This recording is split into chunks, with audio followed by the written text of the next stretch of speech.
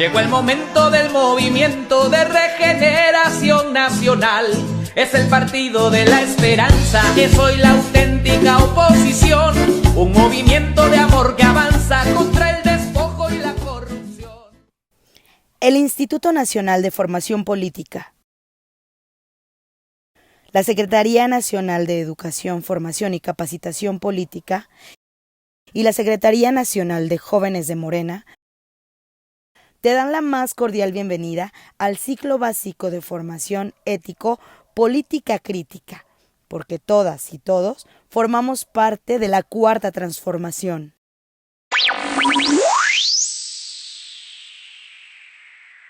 Muy buenas noches, compañeros, compañeras. Nos encontramos en la primera sesión del módulo 1 del ciclo básico de formación ético-política crítica. El tema que se abordará el día de hoy es qué es la política. Muy brevemente, antes de dar inicio a la sesión del día de hoy, quiero hacerles dos pequeños anuncios.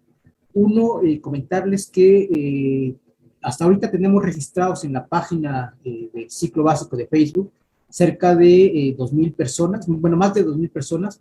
Es importante que todas las compañeros, compañeras que se registren en esta página puedan llenar su formulario de inscripción. Este formulario de inscripción, si no lo tienen, en un momento lo van a estar publicando en el chat para que sepan cuál es la liga y puedan llenarlo. ¿Cuál es el motivo del llenado y del registro en este formulario? Todas las personas que estén participando en este ciclo, al final, al concluir las 15 sesiones, se les va a entregar una constancia de participación, para lo cual, bueno, va a ser importante que estén registrados y que cumplan algunos de los criterios de certificación, de validación, pues, de la asistencia al ciclo. Son 3 criterios básicos: es la asistencia, es el llenado del formato donde se tiene que llenar un test y las tareas que se van a estar realizando. En ese mismo sentido, y el segundo anuncio es que el día de hoy la tarea que se va a entregar es la firma de que están de acuerdo en las reglas de convivencia del ciclo básico, que también se van a publicar ahorita en un momento del chat. Estas reglas se tienen que enviar por correo un mensaje de aceptación. Al final, el mensaje al correo que se tiene que enviar es al de ciclobásico.morena.gmail.com. El correo se va a estar, la dirección del correo se va a estar también publicando en el chat para que lo conozcan. Pero bueno, a este correo se envía su nombre, donde se diga que se aceptan las reglas de convivencia, y esa va a ser la tarea del día de hoy.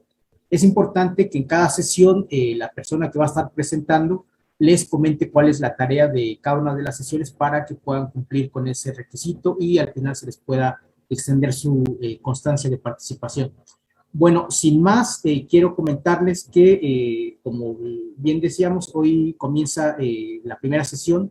El tema es qué es la política, que estará a cargo del doctor Jesús Pérez Tagle, que es doctor en procesos políticos por la Universidad Autónoma Metropolitana. Realizó estancia de investigación en Flaxo, Ecuador, y en la Universidad Hradec Králové en la República Checa. Dedicado a la formación política desde hace varios años, fundador de la Escuela de Formación Política Simón Bolívar en el Estado de México y de varios círculos de estudio en el mismo estado. Representante de casilla en diversas ocasiones y capacitador de la defensa del voto en las elecciones del 2018. Latinoamericanista, activista social y colaborador en la coordinación de la Red Nacional de Círculos de Estudio RENACE y del Instituto Nacional de Formación Política de Morena. Muchas gracias, doctor, y le cedo la palabra. Hola, buenas noches, ¿se escucha bien? Vale. Bueno, pues bienvenidas, bienvenidos todos compañeros, camaradas, militantes del Partido Morena, simpatizantes, militantes de la 4T. Justamente vamos a iniciar el día de hoy con este tema dentro del ciclo básico, formación ético-político-crítica. El tema que hoy nos convoca es ¿qué es la política? De una de las 3 áreas de este curso de inducción, este curso de síntesis para la militancia de Morena. Y bueno, pues justamente vamos a iniciar. ¿Qué es la política? El contenido tenemos aquí cuatro subtemas. Uno es todos hacemos política y a todos nos impacta. El segundo es política como servicio a la vida en comunidad. El tercero, el poder viene del pueblo. Y cuarto, política y disputa por el proyecto civilizatorio. Bueno, iniciamos. Pues compañeras, compañeros, les propongo que iniciemos con esto, con este argumento de que todos hacemos política y a todos nos impacta, ¿verdad? En ese sentido, ¿no? Tenemos algunas preguntas detonadoras para iniciar como esta reflexión, aunque digamos que el esquema ahorita no nos va a permitir hacer interlocución, vernos las caras directamente. Ustedes sí me pueden ver, pero yo no los veo a ustedes. Y en ese sentido no les puedo plantear las preguntas de manera directa, ni me pueden responder verbalmente, pero sí pueden hacerlo también ahí en el chat. Los compañeros del equipo técnico ahí van a estar también atentos a lo que ustedes pregunten, ¿no? Y vamos a estar dando como algunas rondas para responder las preguntas que ustedes formulen en el chat. Entonces, en ese sentido, pues, para nosotros poder empezar con este análisis, tendríamos que plantearnos qué acciones han realizado, ¿no? Ustedes, nosotros, que consideren como acciones políticas, ¿verdad? Con esa reflexión, nosotros podemos ir introduciendo como qué ideas, qué nociones, qué experiencias, ¿verdad? Qué sentires tenemos en torno a la política, en torno a las acciones políticas, ¿no? Porque cuando uno va analizando la experiencia propia, analizando también las ideas que uno tiene en torno a un fenómeno, pues entonces uno se va acercando justamente a ese fenómeno. ¿De qué manera la política y los procesos políticos han impactado en su vida, compañeras y compañeros? Si nosotros ya vamos como tejiendo una idea, una reflexión sobre qué es una acción política o qué constituye las acciones políticas, pues también nosotros podríamos preguntarnos de qué manera, en qué sentido los procesos políticos han impactado directamente a su vida de ustedes, la vida de su familia, la vida de su comunidad, la vida de su región, de su estado, de su país, del mundo, ¿verdad? Entonces son preguntas detonadoras que nos ayudan a ir tejiendo una noción. Somos seres sociales. Ese es el primer planteamiento que les quiero hacer. No somos seres individuales, en realidad hay un dicho que reza, nadie es una isla, ¿no? ¿A qué se refiere esto? Bueno, pues que nadie puede existir por sí mismo, digamos, absolutamente aislado, ¿no? De nadie más. Somos seres sociales, nos desarrollamos en una familia, vamos a la escuela, quizá somos feligreses, ¿no? de alguna iglesia, también nos juntamos a jugar con los amigos, con las amigas en la calle, en el parque, ¿verdad? Es decir, nosotros somos socializados, ¿no? Por un conjunto de procesos culturales, sociales, económicos, políticos, que van moldeando, ¿no? Van moldeando nuestro ser y nuestro estar y nuestro sentir, ¿no? También. Uno de los, si nosotros nos remontamos, por ejemplo, a la Grecia antigua, pues tenemos a Aristóteles, que justamente muchos de ustedes ya saben lo que señalaba Aristóteles de manera muy contundente, que nosotros somos animales políticos, son politicón. ¿A qué hace referencia? Bueno, que se hace referencia a que justamente nosotros no podemos estar aislados, sino que somos seres gregarios. ¿Qué significa que somos seres gregarios? Pues que siempre nos estamos congregando con otros. Siempre nos juntamos, hacemos grupos, hacemos comunidad, en todo momento tenemos relaciones con otras personas, con otros seres, ¿no? En ese sentido somos seres gregarios, animales políticos que no podemos dejar de hacer política, ¿no? Prácticamente estaría en nuestra naturaleza, desde esta perspectiva aristotélica. Igualmente, lo que hacemos en ese sentido impacta a los demás, ¿no? Si somos seres gregarios que no podemos dejar de congregarnos con otros y de relacionarnos, por supuesto que lo que nosotros hagamos, en gran medida, en distintos niveles, en diversas formas, es un hacer social, ¿no?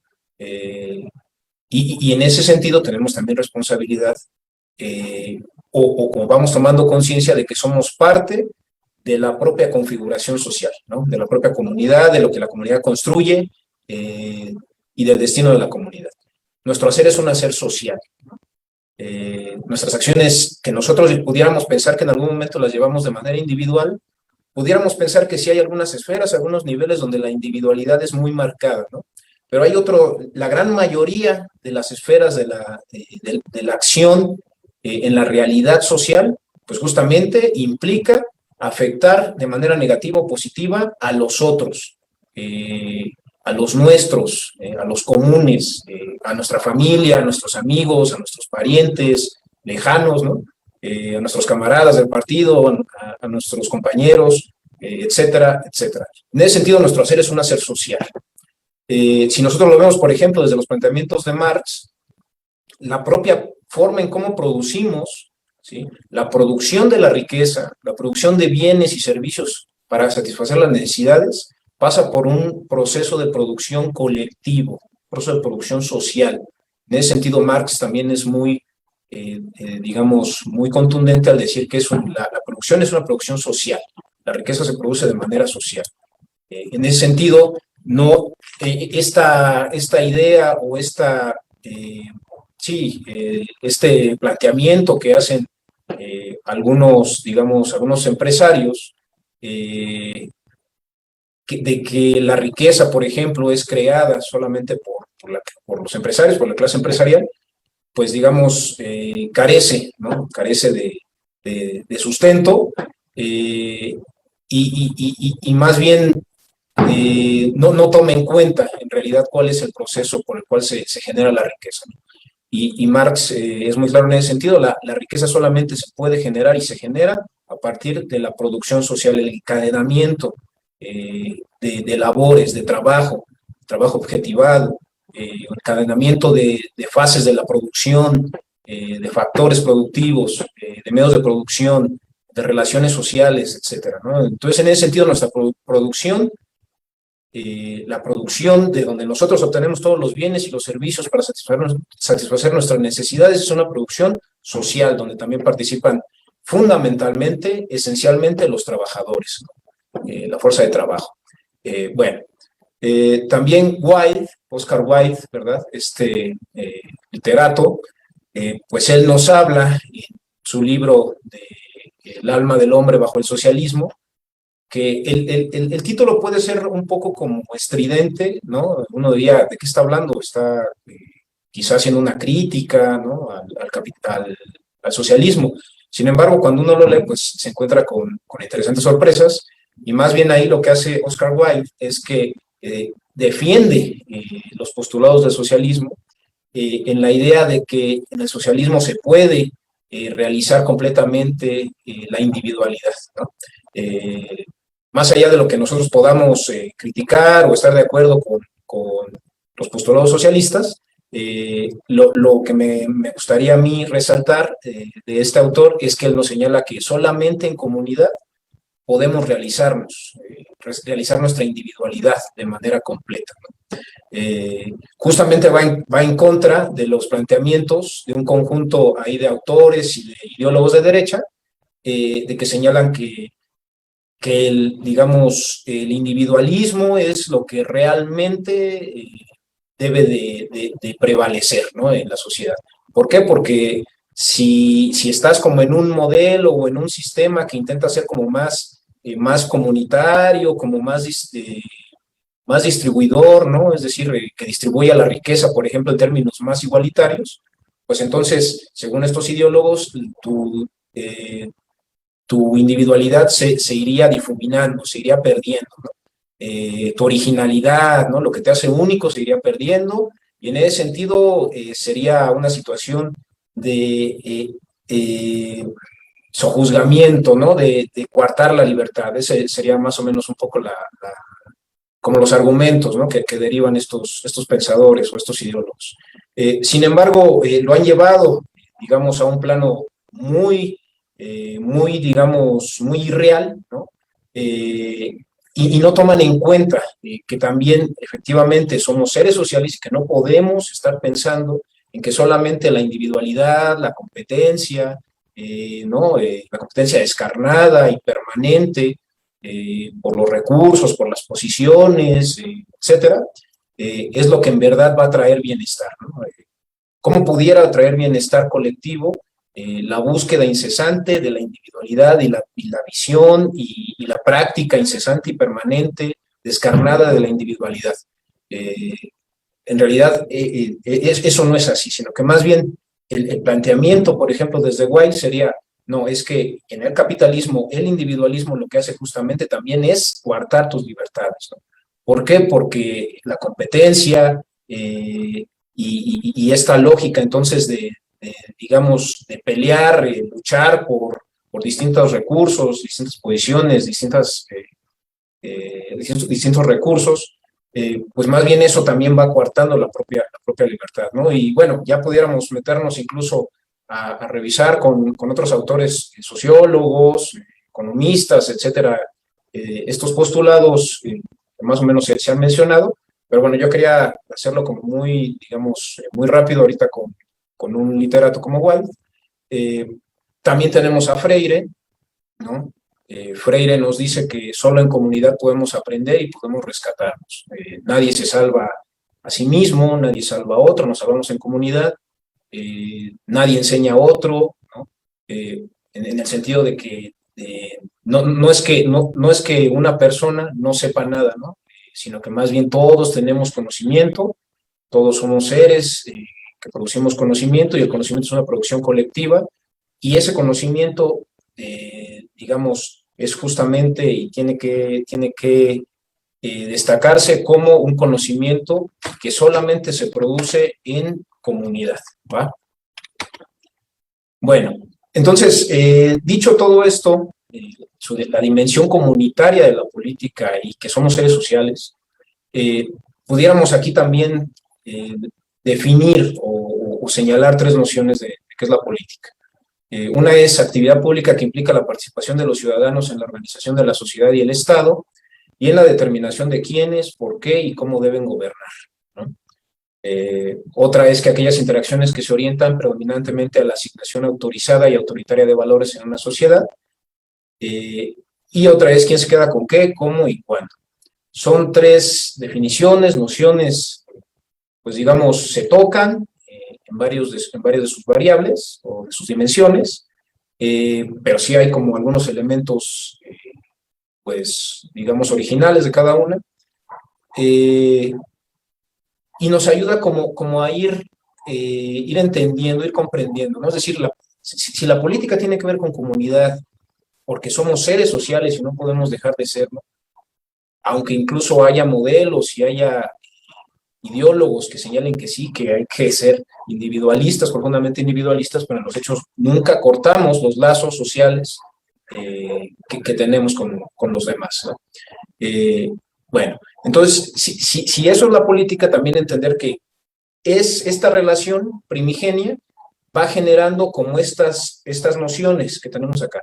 Es decir, tiene que ver, sí, con la participación de los ciudadanos en la organización de la sociedad toda, de lo que llamamos Estado, ¿no? Que tiene que ver con un país, en la determinación de quiénes van a gobernar, por qué gobiernan, ¿sí? Y cómo deben gobernar, ¿va? Es fundamental, no se trata nada más de elegir. En muchas ocasiones pudiéramos decir que lo que se rescata de la idea de política es la cuestión electoral, ¿no? La cuestión de la lucha por el poder, pero va mucho más allá. Es decir, sí es una cuestión electoral porque permite revisar o más bien decidir formar gobierno, ¿no? Y en ese sentido, ¿quiénes son los que ejercen ese gobierno? ¿Por qué? ¿No? ¿Cuáles fueron los mecanismos que les permitieron o les dieron esa legitimidad, ¿no? O esa oportunidad o ese momento para poder ejercer el gobierno.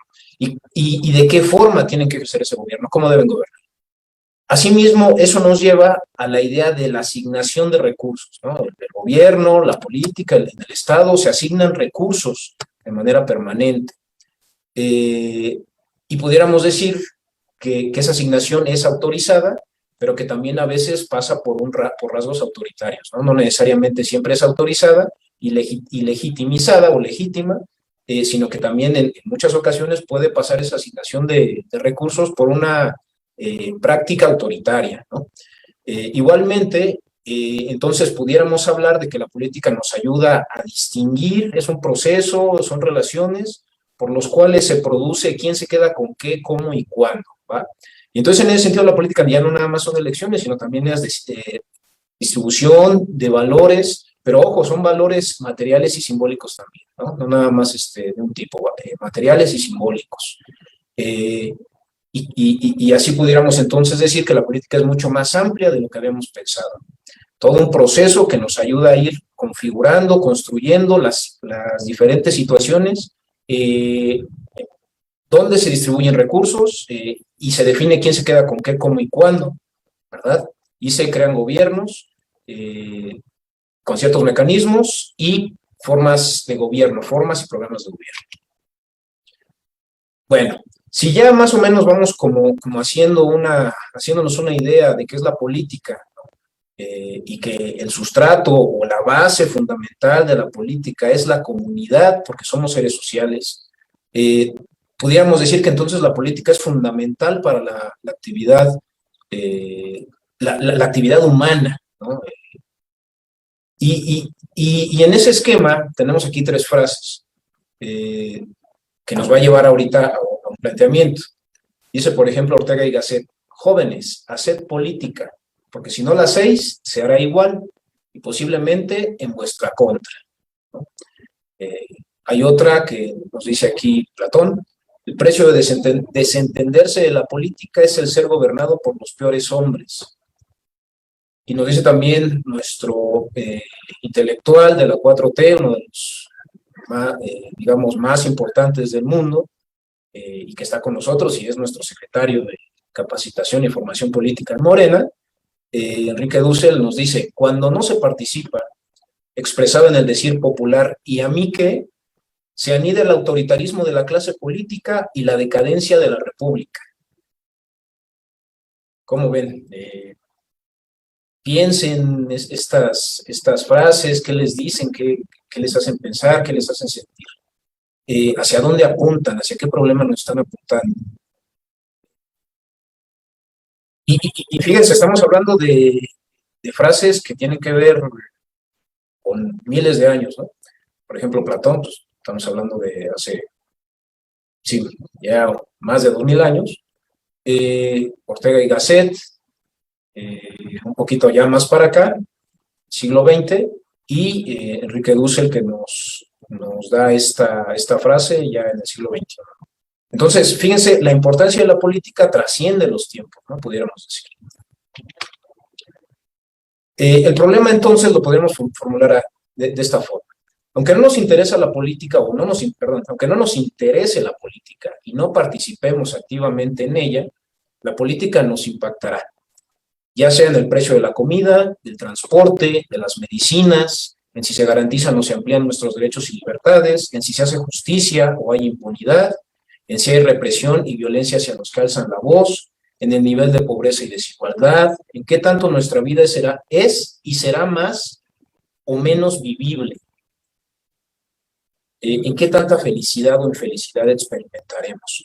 Entonces, vamos fortaleciendo esta idea de que la política es mucho más amplia y que justamente es esencial, fundamental para la reproducción de la vida humana y de la propia sociedad. El no participar activamente en la política no nos hace neutrales, ojo, porque hay, digamos, se pueden escuchar, ¿no?, en diversas ocasiones, la frase de, no, pues es que a mí no me interesa, o yo quiero ser, yo soy apolítico, yo soy apartidista, yo soy neutral. Sin embargo, tenemos un problema. En la realidad política, la neutralidad absoluta prácticamente es inexistente. Pudiera haber algunas situaciones, algunos casos a nivel muy micro, ¿no?, de la acción social, de la realidad social, donde digamos, participar o no en alguna acción o decisión política pudiera tender hacia la neutralidad, pero en los hechos es casi imposible encontrar, digamos, neutralidad en la política, ¿no?, neutralidad absoluta.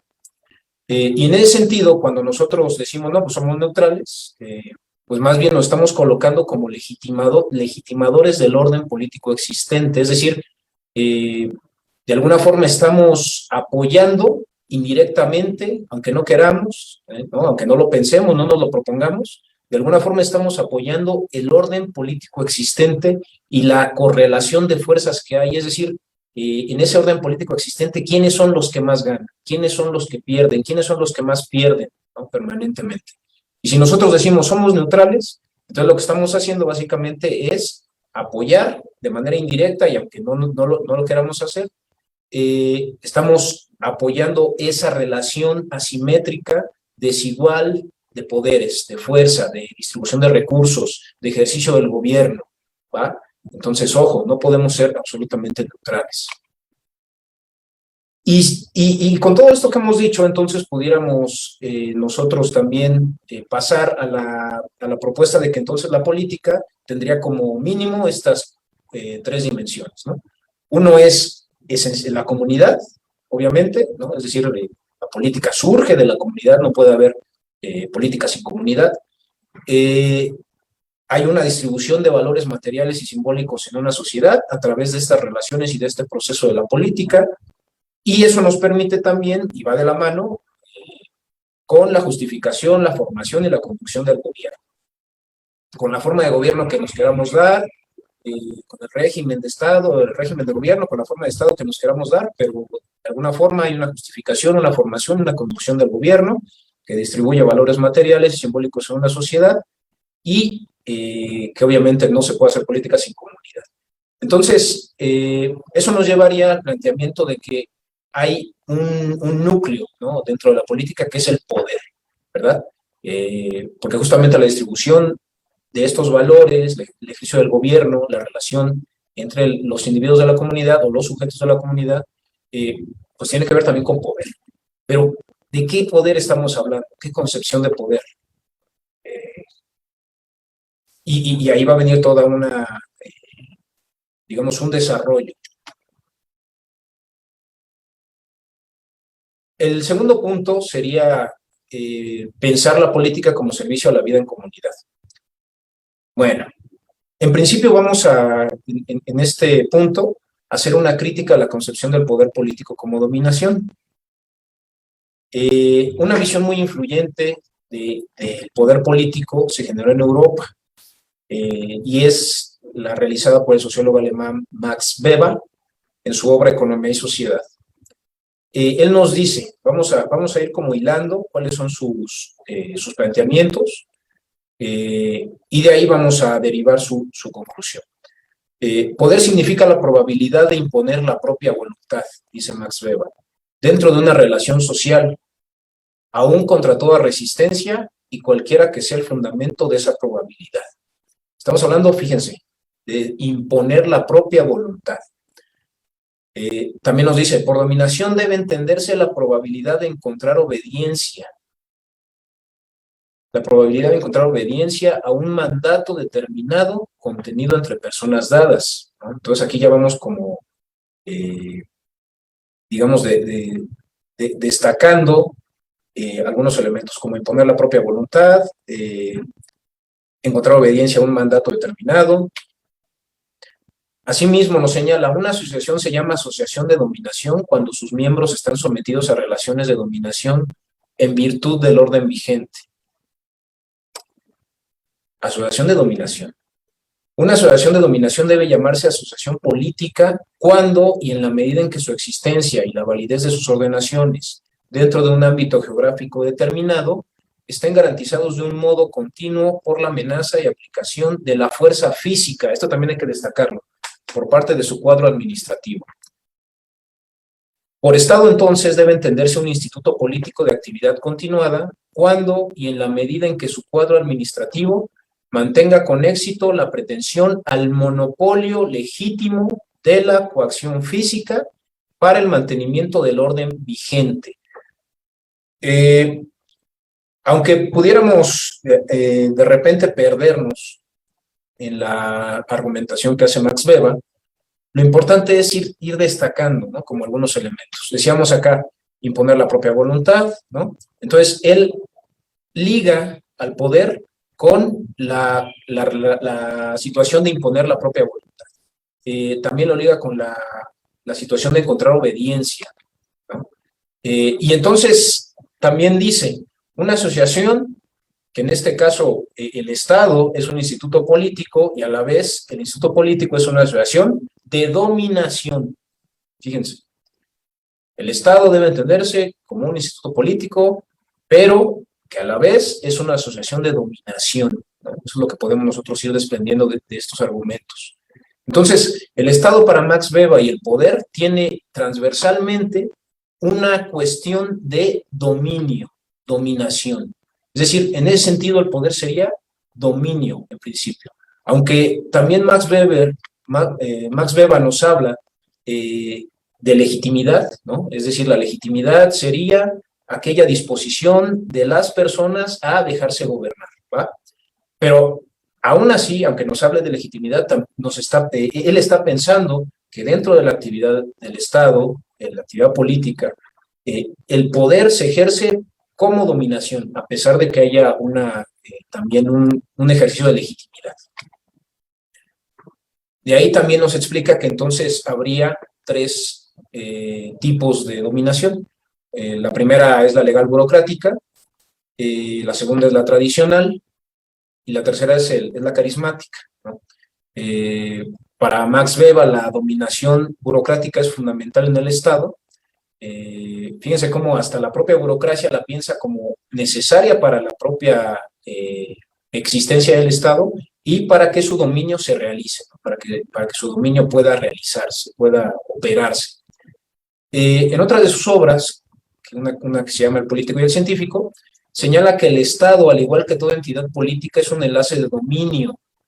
Fíjense, otra vez nos habla de dominio, de individuos sobre individuos, sostenido mediante la legítima violencia, es decir, considerada como tal. Para que se sostenga es necesario, pues, que los súbditos acaten la autoridad que pretenden tener quienes la ejercen.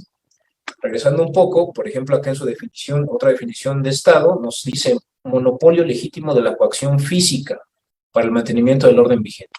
Entonces, hay en su centro de la concepción de poder de Max Weber y la concepción de Estado, la idea del dominio y de la violencia física, ¿no? Es decir, el Estado tendría el monopolio de ejercer esa violencia física cuando, digamos, la gente no quiera acatar, ¿no? No quiera dejarse gobernar, ¿no? Atender a la autoridad. Entonces ahí estamos hablando incluso de que el propio Estado y el poder como dominio pues tendrían el derecho de poder ejercer violencia física contra aquellas y aquellos que no quieran atender o acatar la autoridad. Desafortunadamente esta idea de política como dominio se ha expresado de muchas formas en la práctica y ejercicio del poder político dentro del Estado moderno, ¿no? Es decir, los estados que nosotros conocemos, el Estado mexicano, los estados, ¿no? En todo el mundo, digamos, ¿no? Pudiéramos hablar de un Estado moderno, capitalista, la mayoría de ellos, ¿verdad?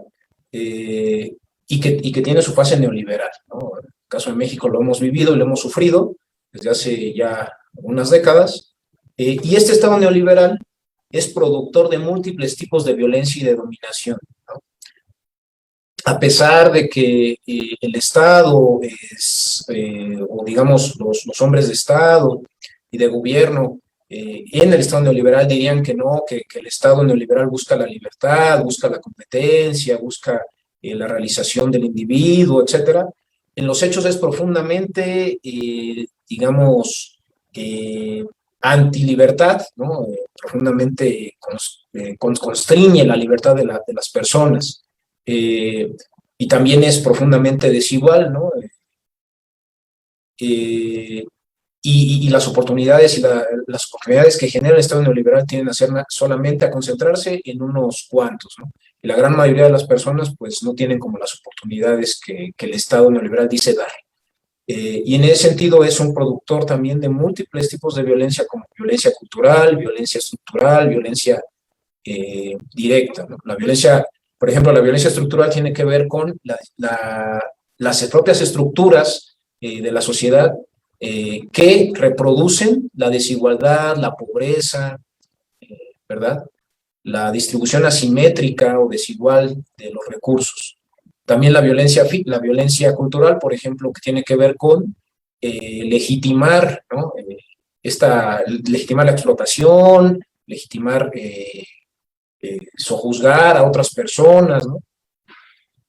Igualmente la violencia directa, pues sería ya justamente cómo el propio sistema genera mecanismos o genera procesos donde mucha gente pues pierde la vida, es herida, es mutilada, desaparecida, etcétera, ¿no? Como en este país, como lo hemos sufrido durante gobiernos neoliberales. Y entonces el poder político es solo dominación, ¿no? Ya vimos que uno de los rasgos o una de las formas o de las expresiones del poder político es la dominación, ¿no?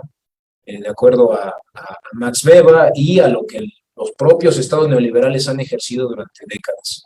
Y entonces pudiéramos decir que solamente hay una forma en la que se expresa el poder político, es decir, como dominación, o de qué otra forma se puede ejercer el poder político, ¿verdad? Esa es la pregunta. ¿De qué otra forma pudiéramos ejercer, o se puede, o se ha ejercido el poder político?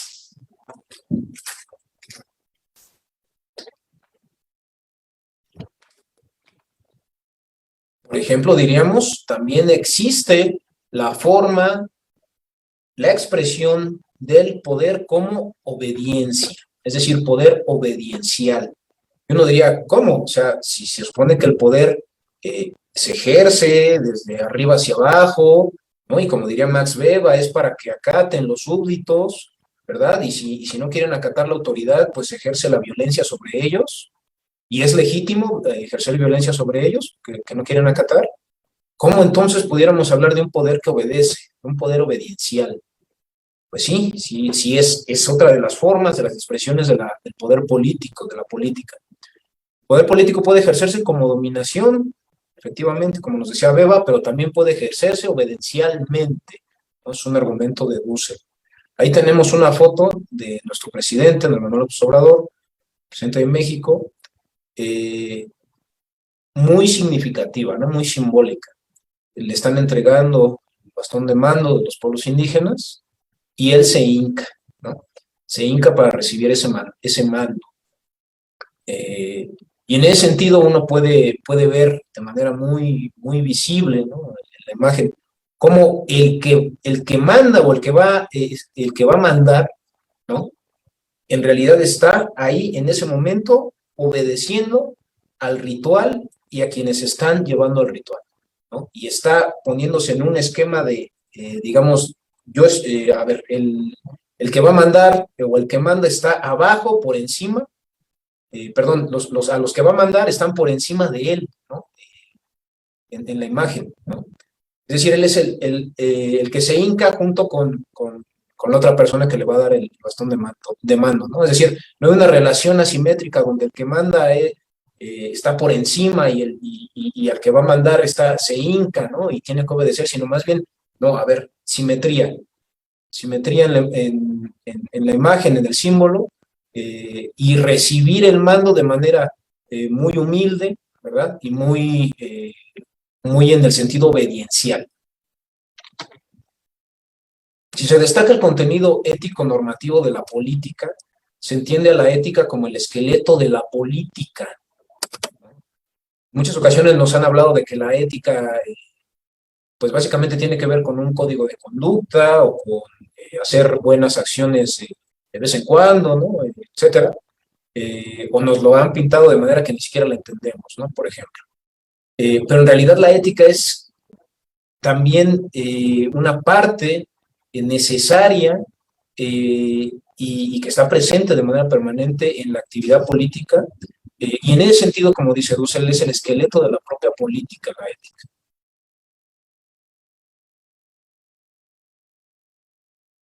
Ajá. A ver, el esqueleto de la política, que ella tiene tres principios, ¿no? La ética, si la entendemos como esta base tan importante para que la política se pueda mover, ¿no? Porque imagínense un cuerpo sin esqueleto, pues entonces es una gelatina, no se puede mover, no puede avanzar, no puede hacer absolutamente nada, ¿no? Entonces la ética es lo que le da esa fortaleza al cuerpo, ¿no? Esa estructuralidad al cuerpo, para que se pueda mover, para que pueda avanzar, para que pueda realizar, para que pueda hacer cosas, ¿va? Entonces, fundamental entender a la ética como parte importante de lo que venimos mencionando de la política. Y si lo entendemos así, entonces, entendemos que la política es en sí misma ética, ¿no? En esta forma de la política, en esta forma obediencial, la política es ética. Y tiene 3 principios, que no son vistos como valores, sino como deberes, ¿va? Leo esto y ahorita entramos ahí a algunas preguntas que me están enviando, que ustedes han hecho, ¿sale? El número 1 es, debemos en nuestras acciones e instituciones afirmar, producir y acrecentar nuestra vida singular y comunitaria. No cumplir este principio produce en último término la muerte singular y comunitaria de los seres humanos. Es decir, ¿afirmamos la vida o afirmamos la muerte, ¿no? Fíjense qué importante. Número 2, debemos siempre adoptar como decisión o juicio práctico a efectuar el que se haya alcanzado el consenso, siendo el acuerdo de la comunidad en donde sus miembros hayan participado simétricamente, es decir, en igualdad de condiciones, con los mismos derechos e igualdad, habiéndose basado en argumentos razonables o racionales sin haber sido coartados por la violencia u otras causas que distorsionen dicho consenso. Entonces, el primer punto era afirmar la vida, ¿no? Eso implica sobrevivir, pero también implica bienestar y dignidad. Afirmar la vida. El segundo punto es buscar el consenso. Y el tercer punto, debemos, teniendo previamente en consideración los 2 principios ya enunciados, operar lo posible, ¿no? Entonces, estos son los 3 puntos nodales, fundamentales, esenciales de la ética, que es el esqueleto de la política, ¿no? Diríamos entonces, afirmar la vida, acrecentarla, ¿sí? La supervivencia, el bienestar, la dignidad, la justicia. Y esto lo tenemos que hacer con consenso, tenemos que buscar el consenso para poder afirmar esta vida en comunidad y la vida también singular de cada uno de nosotros, ¿no? Y esto lo tenemos que hacer partiendo de lo que se puede hacer, operar lo posible, ¿no? Y operar lo posible implica también construir las condiciones de posibilidad. Si no podemos, por ejemplo, si en nuestra comunidad no tenemos agua, ¿verdad? Y ya nos dimos cuenta que el agua es necesaria para afirmar la vida, porque si no, entonces muchos de nuestra comunidad incluso hasta pudieran morir, ¿verdad?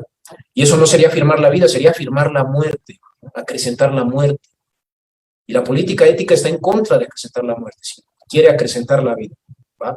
Y entonces diríamos, en la comunidad, si ya sabemos que nos hace falta agua, ¿qué tenemos que hacer? Pues justamente buscar la forma, los mecanismos para poder llevar agua a la comunidad. Agua potable, que podamos consumir, etc.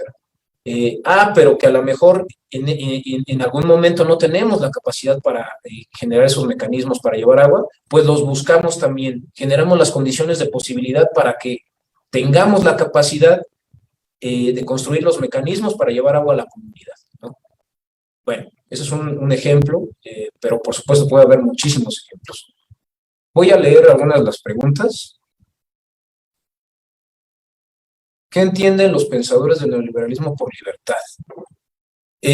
Miren, por ejemplo, podríamos nosotros hacer como un ejercicio que dijéramos, a ver, tenemos a von Mises, perdón, a Hayek. ¿Qué piensan de la libertad? Bueno, o podemos ir por autores, pues, ¿no? O podemos hacer como una especie de síntesis o de resumen global de los autores que han pensado con la libertad, ¿no? Por ejemplo, autores esenciales para la derecha, pues justamente serían, por ejemplo, von Mises, ¿no? Hayek, y ellos apelarían a que, por ejemplo, lo que permite la libertad de los individuos, e incluso genera hasta bienestar, ¿no? Dirían ellos, genera bienestar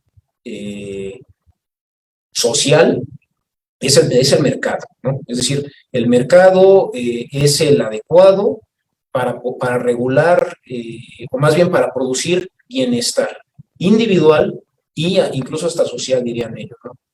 El mercado, dejarlo libre, dejar que las fuerzas de la oferta y la demanda se relacionen de manera libre, plena, sin que el Estado meta sus manos, ¿no? Básicamente, el Estado, el gobierno no debe de meter sus manos en el mercado, y entonces en ese sentido el mercado es como el núcleo de la sociedad, ¿no? El que nos permite realizarnos individualmente y realizarnos incluso hasta traer bienestar social. Son más o menos algunos postulados, ¿no?, de ellos. Hay otros autores, por ejemplo, de derecha reconocidos, ya más actuales, ¿no? Pero hay algunos que pudiéramos decir que tienen toda una elaboración profunda, y hay otros que por supuesto nada más pues se dedican como a reproducir falacias, ¿no?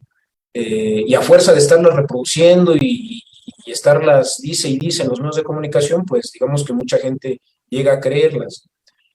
Como por ejemplo eso de que la cuestión de la libre competencia, ¿no? Es decir, la competencia también es un motor que permite el bienestar social y el bienestar individual, ¿no? Y en ese sentido, la competencia nos permite buscar de manera libre el futuro que cada quien requiera, ¿no?, que cada quien desee, que cada quien se ponga, ¿no?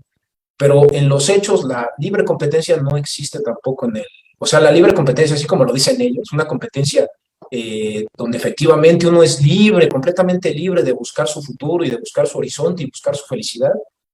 En el Estado moderno, capitalista y neoliberal, eso no opera así. Hay todo un conjunto de estructuras que generan violencias y dominación hacia la gente, hacia la comunidad. Y en ese sentido, ¿cómo pudiera caber la libertad que ellos dicen, de la cual ellos hablan, ¿no? Por ejemplo, cuando nos dicen del libre mercado, ¿no?, que entonces, si uno quiere sobresalir económicamente, ¿no?, y poner un negocio, convertirse en un empresario, ¿no?, ser exitoso, nos dicen. Pero esto parte, según ellos, de que sí hay, digamos, libre mercado, ¿no? Y entonces, si tú te pones a trabajar muy duro, ¿no? O sea, depende de ti, básicamente, el éxito, ¿no? Y de ahí vienen, por ejemplo, fórmulas como el pobre es pobre porque quiere, ¿no? Es decir, en el neoliberalismo y desde esta lógica de la libertad de derecha, los pobres serían pobres porque no trabajan demasiado, ¿no? Es decir, ellos han decidido, tienen libertad, ¿no? Y en ese sentido han decidido seguir siendo pobres porque no han trabajado lo suficiente y no han hecho lo suficiente para poder, digamos, dejar de ser pobres, ¿no? Entonces el neoliberalismo, el capitalismo estigmatiza también a los pobres. Les dice que ellos tienen la culpa de ser pobres y todavía los ataca, ¿no? Todavía los ataca y los estigmatiza.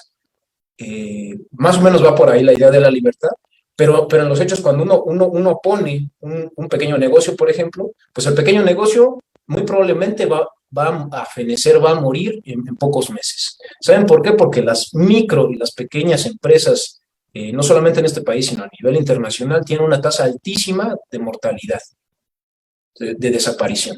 ¿Por qué? Porque en los hechos no opera el libre mercado como nos dicen que opera, ¿no? Entonces, esa libertad que nos han dicho que uno puede nada más, digamos, haciendo lo necesario, uno puede ser exitoso, puede sobresalir económicamente, etcétera, etcétera.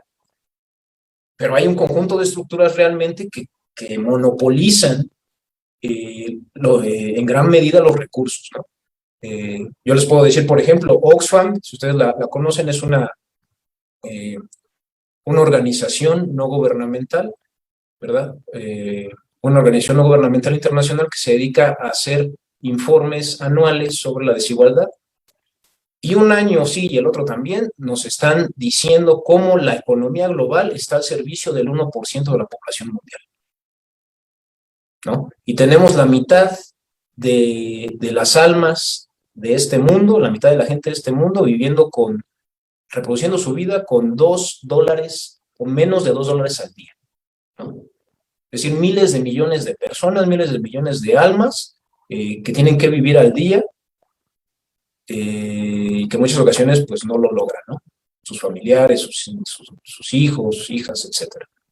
Gente que se ve forzada a migrar de un país a otro, ¿no? Por la intensa violencia que ejerce el Estado sobre ellos, ¿no?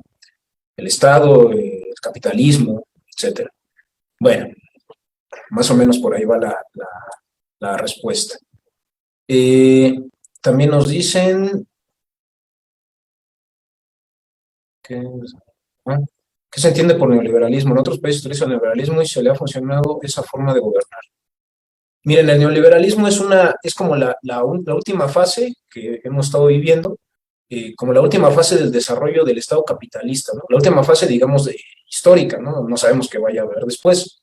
Se está construyendo, por ejemplo, en México una propuesta post-neoliberal, ¿no? El propio presidente lo ha dicho, pero es una construcción, ¿no? Y ahorita lo vamos a seguir hablando. Pero por supuesto que en casi todos los países donde hay estados capitalistas, digamos, están en el neoliberalismo, ¿no? O han estado, en algunos de ellos ha habido procesos que le han rebatido, ¿no? Procesos de rebeldía donde se han enfrentado al propio modelo neoliberal y han intentado trazar nuevas rutas, ¿no? Nuevas rutas políticas. Por ejemplo, conocemos varios de los países en América Latina que justamente intentaron, como respuesta al neoliberalismo, como hartazgo, como ya no poder soportarlo, ¿no? Proyectos políticos muy potentes como en Venezuela, en Ecuador, en Bolivia, en Argentina, en Brasil, etcétera, ¿no? Pero fueron respuestas a las violencias y a la dominación neoliberal. ¿Por qué si la política es ética hay tanta corrupción? Ajá, es lo que decíamos, o sea, hay dos formas principales en las que se expresa la política. Una como dominación, y cuando hablamos de poder como dominación, estamos abriendo la puerta a la corrupción también. Porque efectivamente ahí la persona solamente es un medio. En la política como dominación, la persona solamente es un medio, no es un fin. Y entonces el político que vea la política como dominio, verá a aquellos que dice representar, supuestamente, más bien solamente como medios.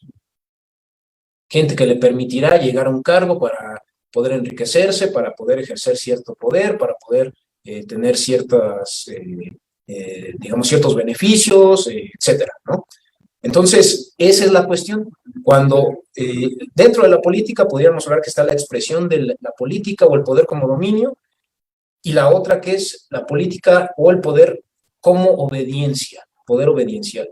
Pero en este lado negativo de la política, que es el dominio, ahí se abre la puerta para la corrupción, porque no se ve a la gente como un fin, sino como un medio.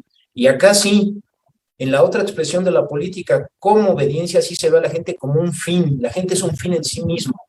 No es un medio para que una persona llegue y se enriquezca y ejerza poder.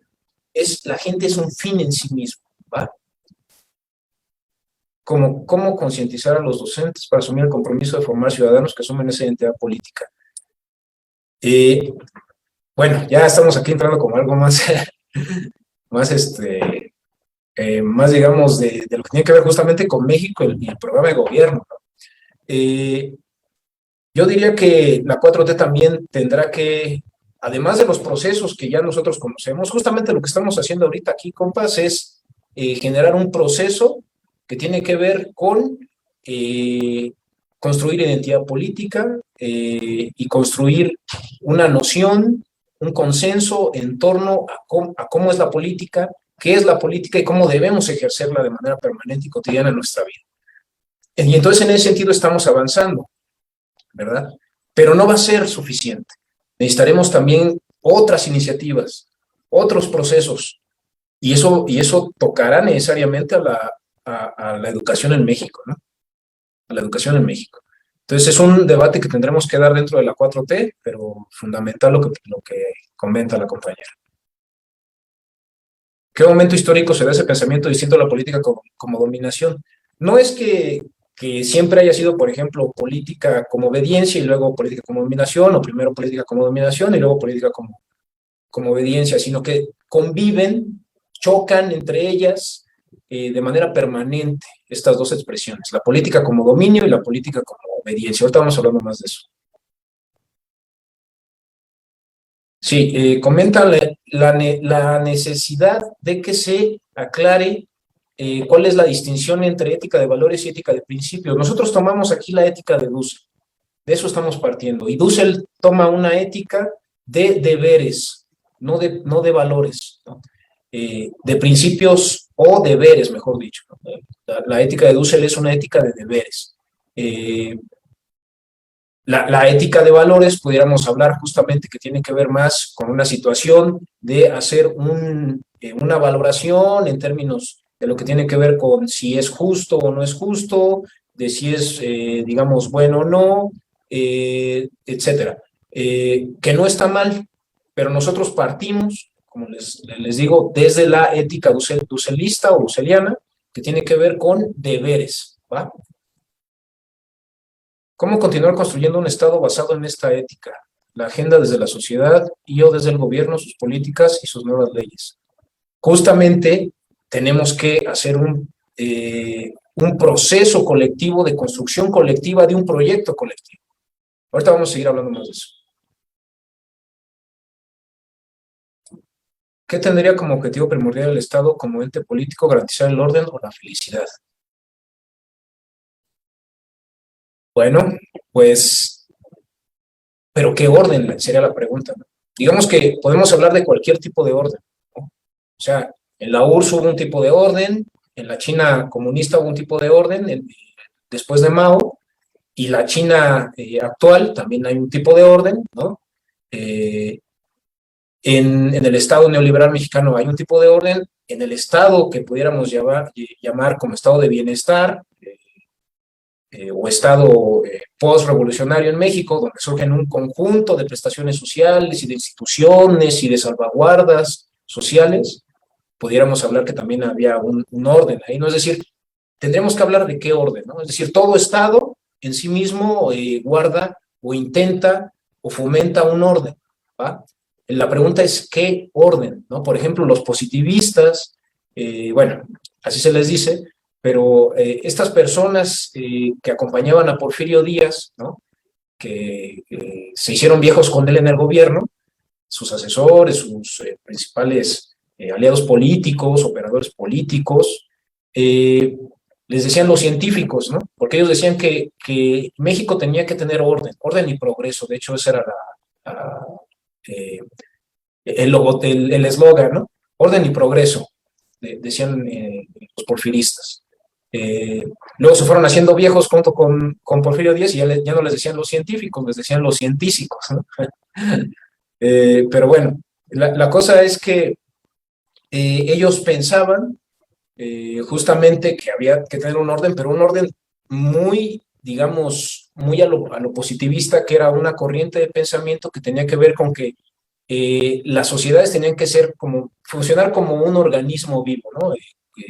De manera muy, muy clara, muy puntual, y entonces en ese sentido cada quien tenía un lugar específico en la sociedad, y había que asumirlo, ¿no? Es decir, si tú eres pobre, un campesino acasillado, es decir, un campesino que trabajas en las haciendas, y donde hay una tienda de raya, te explotan mucho, heredas tus deudas a tus hijos, ¿no? En el porfirismo, pues así es, o sea, tú eres, digamos, una parte de ese organismo social y no tienes por qué cambiar esa parte, ¿no? Es decir, asume tu posición en este cuerpo social y ya, eso es todo, ¿no?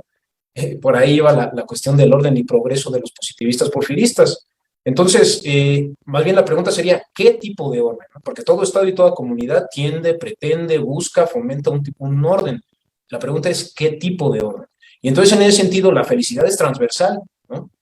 Es decir, un orden que busque la felicidad tiene sentido, ¿no? O sea, no sería algo que necesariamente no se pudiera realizar, sino más bien sería un proyecto que tendría que generar las condiciones de posibilidad para realizarse, ¿no? Un orden con felicidad. Bueno, vamos a seguir un poquito y ahorita seguimos con las preguntas. Bueno, con lo que hemos dicho acá en la exposición, entonces tendríamos estos tres elementos a partir de Dussel. La política, en su sentido obediencial, que es política ética, afirma la vida, busca afirmar la vida, buscando siempre el consenso, ¿no?, de la comunidad. Es decir, ¿cómo vamos a afirmar la vida, camaradas? ¿Cómo lo vamos a hacer, no? Porque uno puede decir, yo creo que afirmar la vida implica que todos tengamos un videojuego, ¿no? Pudiera ser, ¿no? Un poco, un ejemplo. Y otros dirían, no, pero eso no es afirmar la vida, ¿no? Pues mejor preguntémosles a todos los compas de la comunidad cómo afirmamos la vida en comunidad. Pues a lo mejor pudiéramos pensar que entonces tiene que ver con tener mejores servicios públicos, pero que los servicios públicos sean sostenibles en el tiempo para que dentro de 50 años nuestros hijos puedan seguir viviendo aquí y puedan seguir teniendo agua y puedan seguir teniendo electricidad y puedan seguir teniendo árboles y el canto de los pájaros al amanecer, que no esté tan contaminado, etcétera, ¿no? Es decir, la afirmación de la vida implica buscar, ¿no?, cómo construimos esa afirmación de la vida, cómo la acrecentamos. Pero eso no puede ser nada más, eso no puede ser impuesto por alguien, sino que tiene que consensuarse entre todos. ¿Cómo afirmamos la vida? Pues entonces hagamos un parque, ¿no? Eso sí nos va a ayudar a todos, nos va a afirmar nuestra vida, va a haber más naturaleza, menos contaminación, nuestros hijos y nuestras hijas podrán jugar ahí, etcétera, etcétera, ¿no? Es decir, busquemos el consenso para generar un proyecto de afirmación y de acrecentamiento de la vida en comunidad. Y tiene que ser factible, ¿no? Porque si ahorita decimos, ya queremos, digamos, construir un nuevo orden, ya ahorita queremos construir un nuevo orden más justo y que ya no sea racista, que no sea machista, que no sea clasista, etcétera. Pues sí que está bien, pero no lo podemos hacer ahorita así, como con una varita mágica, porque la realidad no es así, la realidad social es un proceso, ¿no? Y entonces en ese sentido tendríamos que ponernos metas claras y metas posibles para afirmar esa vida en consenso, la vida de la comunidad en consenso, ¿no? Y si no podemos, decimos, no, es que si queremos generar estas políticas públicas, estos programas, estas acciones de gobierno, estas acciones comunitarias para afirmar la vida. Sí, está muy bien, pero si no hay suficientes recursos, quizá, si no hay suficiente tiempo, si no hay el espacio, etcétera, el territorio, entonces tendríamos que construir las condiciones de posibilidad para generar que podamos realizar esa afirmación de la vida, esos programas, esas políticas públicas, esas acciones gubernamentales o comunitarias que estamos planteando. Bueno, con esto entonces podemos decir que estos deberes permiten entender la política como un servicio en el acrecentamiento de la vida de todos los miembros de la comunidad. Es una voluntad comunitaria de vida. Queremos vivir cada uno de nosotros y nuestra comunidad, porque al vivir la comunidad también vivimos cada uno de nosotros. Y al vivir cada uno de nosotros también vive la comunidad. Y entonces en ese sentido ya no hacemos caso a esta idea de que en la comunidad y en los proyectos comunitarios se difumina la individualidad. No es cierto. Nosotros nos acrecentamos, nuestra vida se acrecenta, nuestras capacidades se desarrollan más, nuestras habilidades, nuestras dimensiones, somos seres multidimensionales, ¿no? Espirituales, emocionales, también analíticos, todo eso somos y más. Y entonces en ese sentido todo eso que somos se acrecienta y se desarrolla más en comunidad.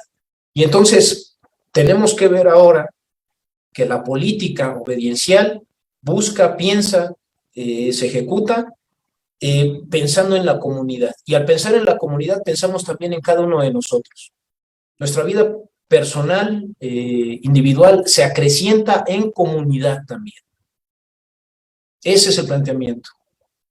Diría Dussel, no puede haber una finalidad más noble. AMLO, por ejemplo, seguramente lo han escuchado, él señalando esta expresión de la política, del poder obediencial, dice, la política es un noble oficio, ¿no? Y Rabindranath Tagore, poeta enorme, también señala, dormía y soñaba que la vida era alegría. Me desperté y vi que la vida era servicio. Serví y vi que el servicio era alegría. La leo de nuevo porque está hermosa. Dormía y soñaba que la vida era alegría. Me desperté y vi que la vida era servicio. Serví y vi que el servicio era alegría. Fíjense cómo este planteamiento de servir al otro, al prójimo, ¿no? Tiene que ver con alegría. Y tiene que ver justamente con la política vista en su plano, en su expresión obediencial.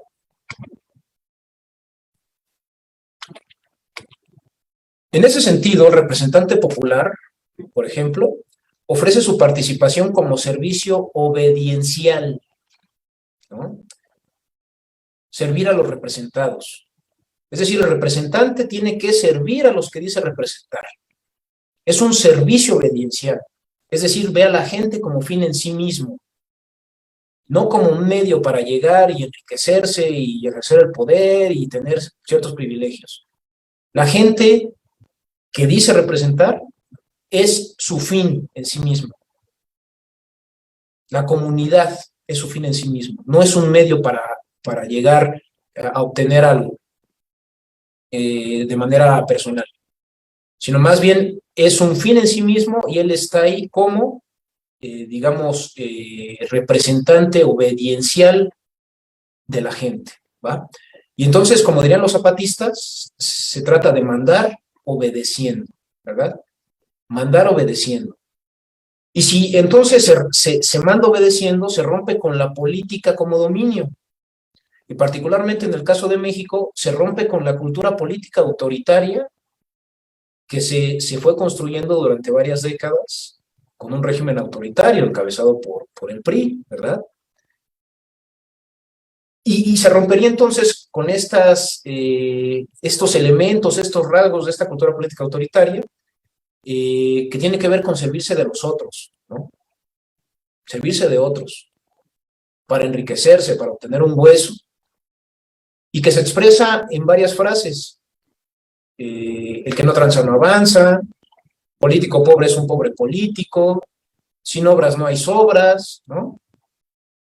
Se refería a que si el político no hacía obras públicas, pues no tenía con qué quedarse, ¿no? Un cachito, ¿cómo dice AMLO? Un piquete de ojos, ¿no? Ahí, cada obra. Sin obras no hay sobras. Seguramente varios de ustedes saben quién dijo esa frase. La moral es un árbol que da moras, ¿no? También por ahí un cacique potosino que dio esta frase, ¿no? Demeritando la idea de la moral en la política. A mí no me den, pónganme donde hay. El poder no se comparte, ¿no? Es esta idea de que política como dominio. Entonces, mandar obedeciendo, ¿cómo lo podemos comprender de mejor forma? Por ejemplo, esta frase, para mandar obedeciendo hay que tener cada mañana un oído de discípulo. ¿A qué se refiere eso? Para mandar obedeciendo hay que tener cada mañana un oído de discípulo. Fíjense qué interesante. Entonces, el representante popular, el representante de una comunidad, de un colectivo, para mandar obedeciendo cada día de su vida tiene que levantarse en la mañana con el oído abierto a escuchar a la comunidad, a escuchar a la gente. Pero no es nada más no se trata nada más de oír, es escuchar. Es una escucha, dirían algunos, una escucha activa, ¿no? Y diría Dussel acá, un oído de discípulo. Es decir, el que manda es discípulo de la comunidad. Es el discípulo de la gente.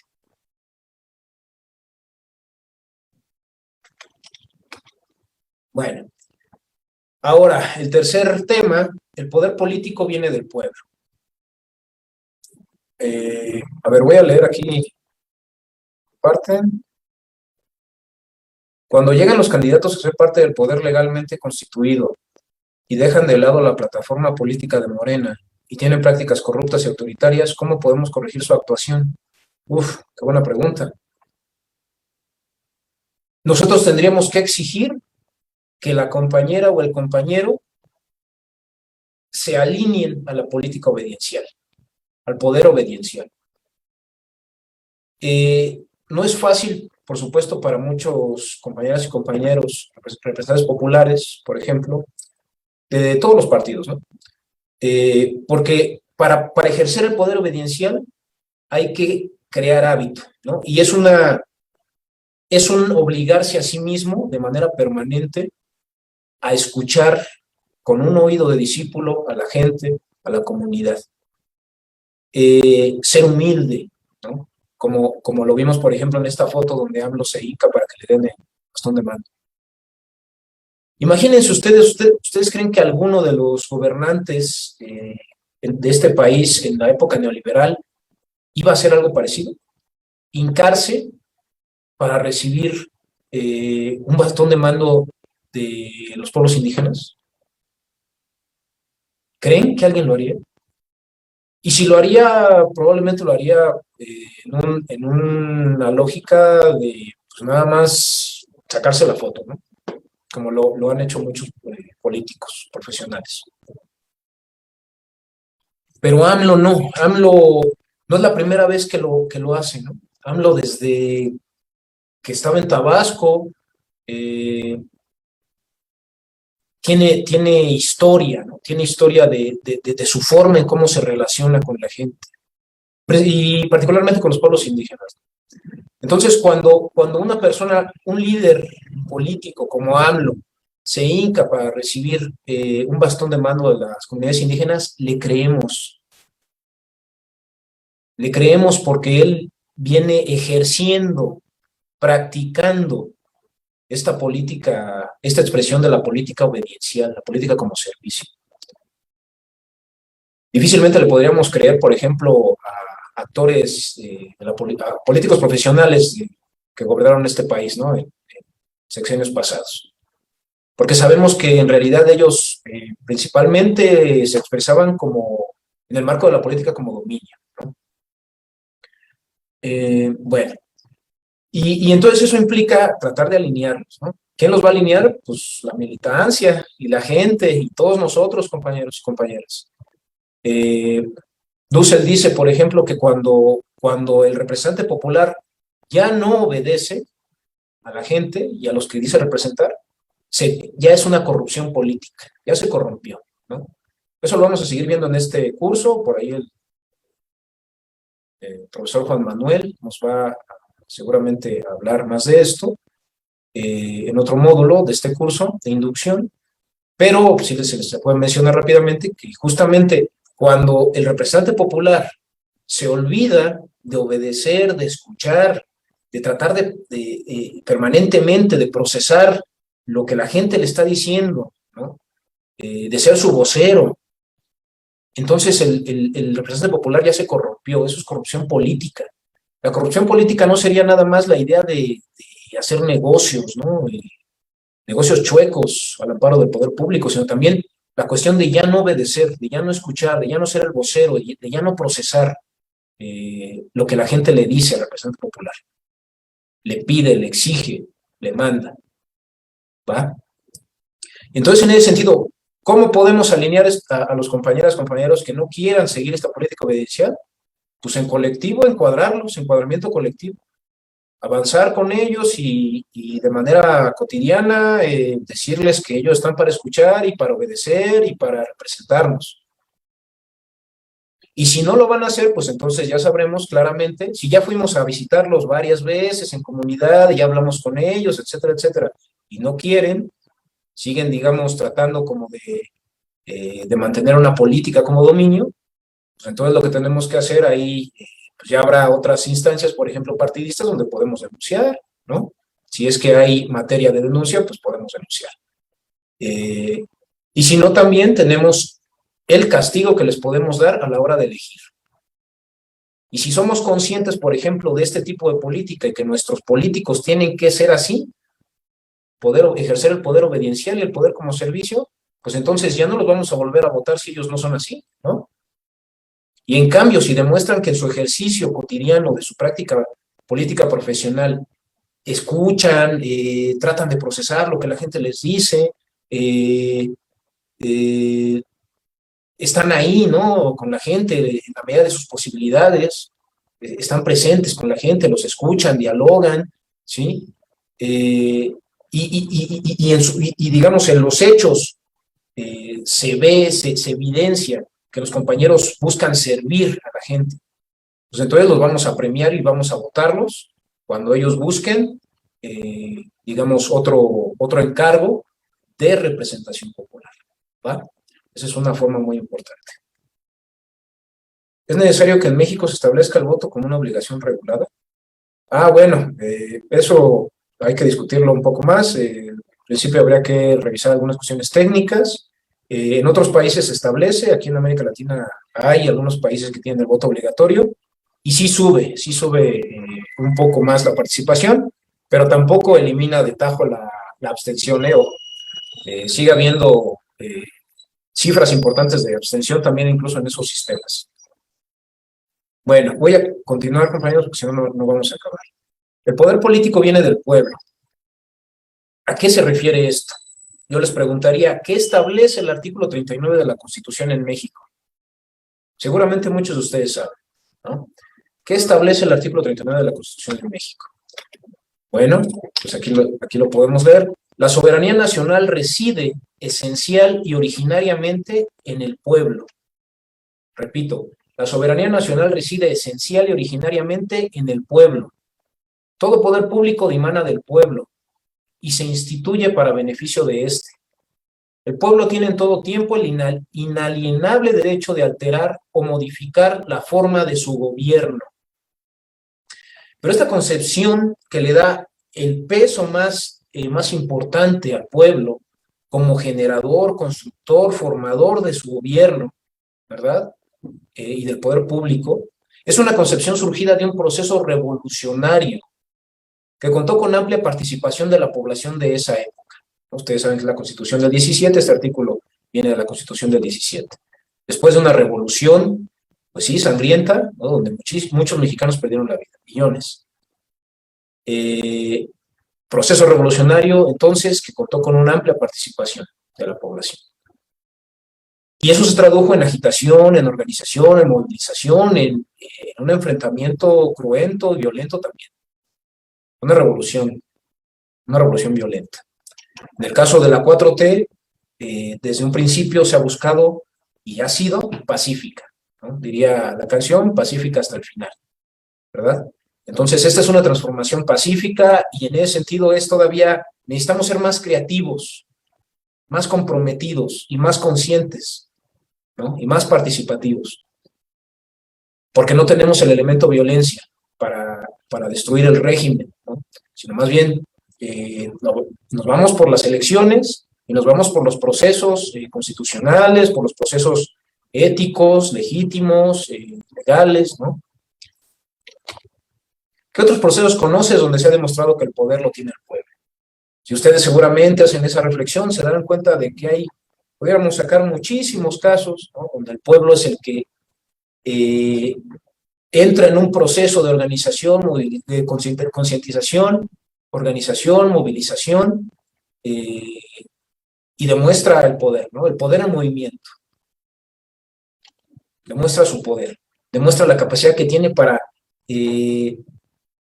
defenestrar, es decir, tirar por la ventana a ciertos gobiernos que le son odiosos y generar nuevos esquemas, nuevos modelos de gobierno. El poder político no se toma, ¿no? Como cuando se dice intentaremos por una revolución la toma del poder del Estado. El poder lo tiene siempre y solamente la comunidad política, el pueblo. Lo tiene siempre aunque sea debilitado, acosado, intimidado, de manera que no puede expresarse. El que ostenta la pura fuerza, la violencia, el ejercicio del dominio despótico o aparentemente legítimo, como la descripción que ya vimos de Max Weber, es un poder fetichizado, desnaturalizado, espurio, que aunque se llame poder, consiste por el contrario en una violencia destructora de lo político como tal, ¿no? Este poder como dominación es destructor. Y el pueblo tiene en todo momento esa capacidad de ejercer el poder, ¿no? Solo falta, digamos, que entre en ese proceso de concientización, organización, movilización, para desplegar, para evidenciar, para realizar toda la capacidad y toda la fuerza de su poder. De ahí que AMLO, por ejemplo, diga, solo el pueblo puede salvar al pueblo, y solo el pueblo organizado puede salvar a la nación. Último punto, la disputa por el proyecto civilizatorio. ¿De qué manera la política impacta en el camino que siguen y se proponen seguir las sociedades? ¿No? Que ya vimos que la política entonces nos afecta, nos impacta positivo o negativamente a todas y todos, aunque no queramos hacer política, aunque no nos pongamos, no pongamos una, no tengamos una posición, ¿no?, frente a la política, una posición activa, aún así nos va a afectar, positivo o negativamente. Pero también ya vimos que el poder está ahí en el pueblo, ¿no? El pueblo en todo momento tiene ese poder y en todo momento lo puede desplegar a partir de ciertos procesos de concientización, organización, movilización. Y entonces, en ese sentido, el pueblo lucha, ¿no?, o lucharía por los propios proyectos para sí mismo, para la sociedad, para la civilización. El mismo Dussel nos explica de forma mucho más compleja, lo que ahorita les voy a comentar, que tiene que ver con el proceso de la política, ¿no? Dussel le llama las constelaciones diacrónicas de la política, pero digo, se puede entender de otra forma, mucho más sencilla, que pudiéramos llamar la política y su proceso, ¿no? Es decir, hay un orden vigente, ¿no? Pudiéramos hablar de que, así de manera general, la política obviamente tiene procesos, ¿no? Y entonces un proceso fundamental y muy general tiene que ver justamente con esta configuración de la sociedad, ¿no?, que comentamos hace rato. ¿Cómo se construye la sociedad? ¿Cómo se construye la ruta que va a seguir la sociedad? Y entonces, en ese sentido, podemos, por ejemplo, ver aquí un primer momento del proceso sería el orden vigente o el sistema vigente, ¿no? Bueno, ahí si escuchan al de los camotes, pues ya para, si alguien tiene hambre, pues ya a mí ya me dio un poco de hambre con escuchar, pero en fin, ya casi terminamos. Está el sistema vigente, el orden vigente, tiene que ver, por ejemplo, con el momento en que se construye un sistema, un modelo, una forma de gobierno, ¿va? Y esa forma de gobierno, digamos, tiene legitimidad durante una época, ¿no? Ese momento de la estabilidad. Tiene legitimidad durante una época y hay gobernabilidad, ¿no? La gente legitima, es decir, tiene la disponibilidad, la disposición de dejarse gobernar, ¿no? De dejarse gobernar. Y entonces, en ese sentido, hay estabilidad del gobierno, del sistema. Pero llega también un momento en que ese sistema se va corrompiendo, ¿va? Se va corrompiendo. Y entonces, aquella élite gobernante, que en algún momento era legítima, se va deslegitimando y se va haciendo cada vez más dominadora, ¿no? Represiva, y entonces ejerce el poder como dominación, cada vez más evidente, ¿no?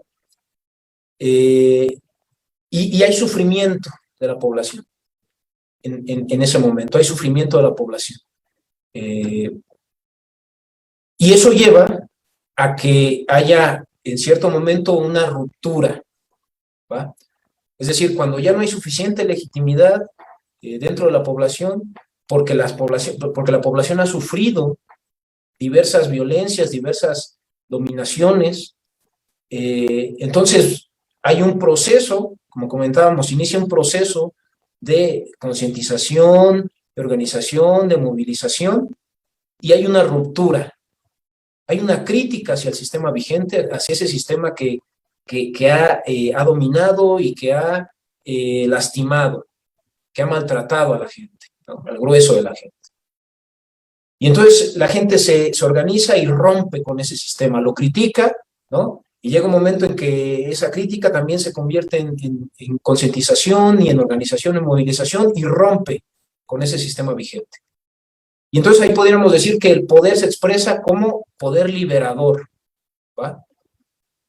Es decir, una política liberadora, una política de ruptura con un sistema explotador, expoliador, que sojuzga, que reprime, que maltrata, ¿no? Es un poder liberador y hay una ruptura con el sistema vigente, con el orden vigente, con el gobierno, con el Estado vigente, con la clase dominante vigente. Y después de esa ruptura también se va construyendo, o más o menos en paralelo, se va construyendo un nuevo orden, ¿va? Un nuevo gobierno, un nuevo Estado, una nueva comunidad, ¿no? Nuevos mecanismos, nuevas instituciones comunitarias, etc. Y ahí se expresa con toda su fuerza en ese momento el poder obediencial, ¿no? Nosotros, por ejemplo, ¿dónde estaríamos? Nosotros en 2018 es uno de los puntos cumbre que tiene que ver con la ruptura y con la construcción de un nuevo orden, ¿no? Es como un punto transitorio entre los dos. 2018, 30 millones de gentes fuimos a votar porque ya estábamos hartos de un sistema vigente neoliberal que se expresaba mayormente como dominación y como violencia, diversos tipos de violencia. Violencia hacia los trabajadores, violencia hacia las mujeres, violencia hacia los indígenas, hacia la gente morenita como yo y así, ¿no? Y además también en un plano internacional donde el nacionalismo había sido apabullado por una lógica de control y de intervención de diversas formas y niveles desde otros países o desde otros bloques internacionales, empresas transnacionales, etc. Es decir, la gente ya estaba harta de ese sistema expoliador, explotador. Y entonces se manifiesta, ¿no?, como ruptura el voto masivo por AMLO, 30 millones de personas. Fue un poder liberador, un poder en movimiento del pueblo. Y estamos construyendo un nuevo orden, ¿verdad? Y ahí buscamos que se exprese con toda su fuerza el poder obediencial, que escuche y que realice las demandas de toda esta gente que fue sojuzgada, explotada, etc. Ajá. La 4T abraza entonces, como seguramente ya podemos darnos cuenta, abraza la concepción de política como servicio, por lo que combate las prácticas de la política como dominación, ¿no? Y además ustedes ven que estamos en ese espacio de la ruptura y de la construcción de un nuevo orden. Frente al neoliberalismo, ya no queremos al neoliberalismo, estamos en contra de él. Fue el sistema vigente que criticamos y que rompemos con él. Ahora estamos construyendo un nuevo sistema, un nuevo orden, un nuevo Estado, un nuevo gobierno. Y en ese sentido abrazamos a esta política, a esta expresión política de servicio. Y combatimos por eso las prácticas políticas como dominación. Y este combate es un proceso que se enfrenta a un modelo y a un conjunto de actores del Estado neoliberal, por lo que la lucha es cotidiana y permanente. Estos actores del Estado neoliberal, por supuesto que no quieren que se construya un nuevo orden. ¿Por qué? Porque tienen intereses, tienen negocios, tienen relaciones, tienen, digamos, ahí, pues están muy preocupados, ¿no?, de que se construya un nuevo orden, que les pueda ser contrario, antagónico a sus intereses.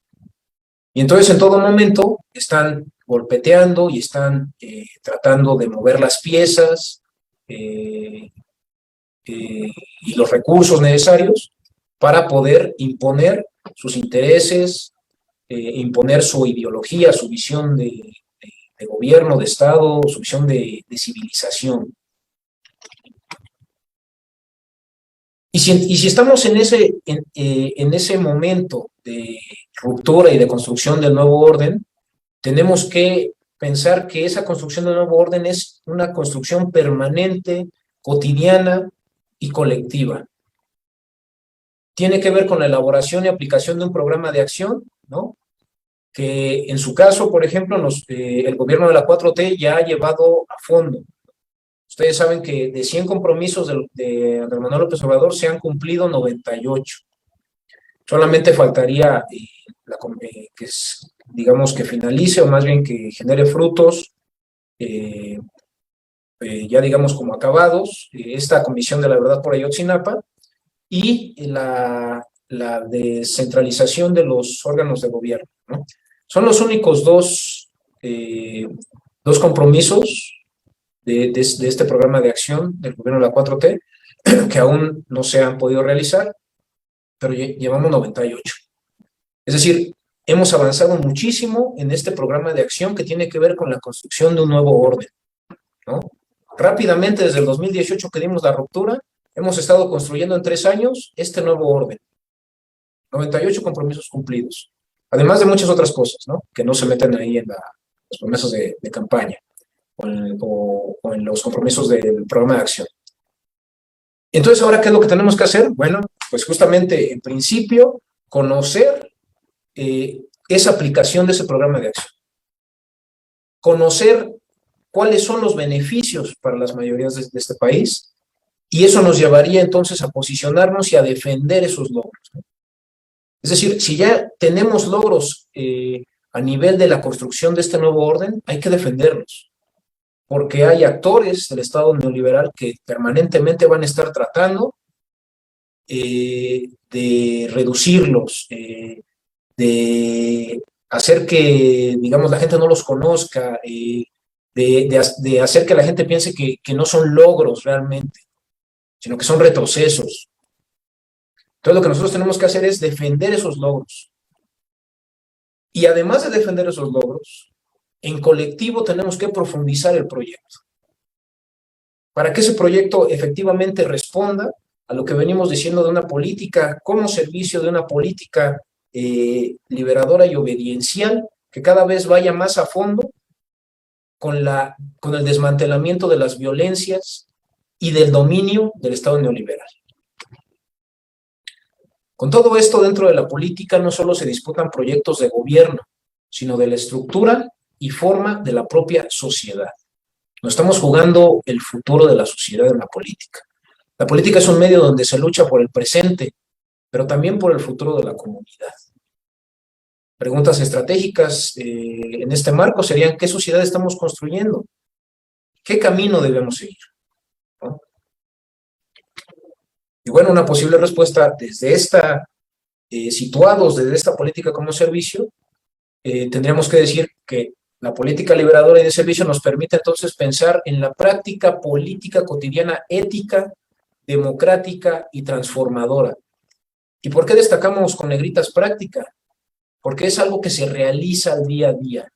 No es algo que se oye bonito y que se dice cada vez que se puede, sino algo que tiene que realizarse en los hechos cada día, ¿no? Así como el representante popular tiene que tener un oído de discípulo cada mañana, toda la militancia tiene que tener manos de constructor, manos de albañil cada mañana, para ir construyendo este nuevo orden, cada mañana, ¿va? Se relaciona también con la supervivencia y el bienestar de la comunidad política. Busca que la comunidad política sobreviva, pero no solamente que sobreviva, sino que haya bienestar generalizado. Y entonces implica la reproducción de la vida en comunidad, con dignidad y alegría, ¿no? Por ejemplo, como decía Herbert Marcuse, que la vida sea digna de ser vivida. Y alegría, ¿por qué alegría? Pues porque somos seres emocionales, ¿no? Y la alegría la vivimos intensamente cuando estamos juntos. Y hacemos una fiesta incluso, ¿no? Es la realización de la fiesta del estar juntos, en colectividad. En colectividad hacemos una fiesta porque estamos juntos, que nos relacionamos, porque la energía nos conmueve, nos sobrecoge. esa energía y ese sentir que nos da el estar en comunidad, el poder abrazarnos, el poder vernos, el poder dialogar, el poder generar actividades colectivas. Es la fiesta del estar juntos, pero con nuestras necesidades cumplidas, ¿no?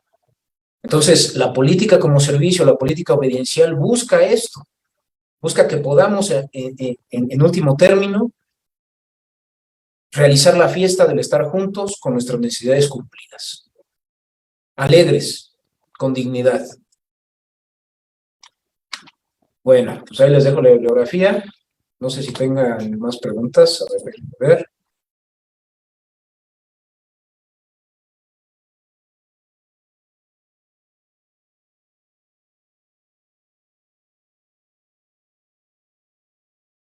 ¿Cómo lograr el consenso ante mucha correlación de fuerzas o liderazgos sociales? Necesitamos tener programas construidos colectivamente. Necesitamos escucharnos todos. Necesitamos ensamblar nuestras energías, nuestros intereses, nuestras fuerzas. La política, diría Álvaro García Linera, es eso, es ensamblar, ¿no? Entonces, si nosotros, a lo mejor es complicado, ¿no? Sin duda alguna, pero si nosotros estamos en esta lógica de avanzar, de realizar estos procesos colectivos de ensamblaje, creo que habrá, digamos, un momento en que tengamos esa capacidad de dar el salto cualitativo, de decir, tenemos un proyecto común, un proyecto colectivo, un proyecto consensuado, ¿no? No digo que sea fácil, pero es algo que hemos venido construyendo en los hechos, ¿no? Incluso la 4T, justo cómo se construyó, por ejemplo, el proyecto de la 4T, AMLO visitó 2, 3 veces todo el país, ¿no?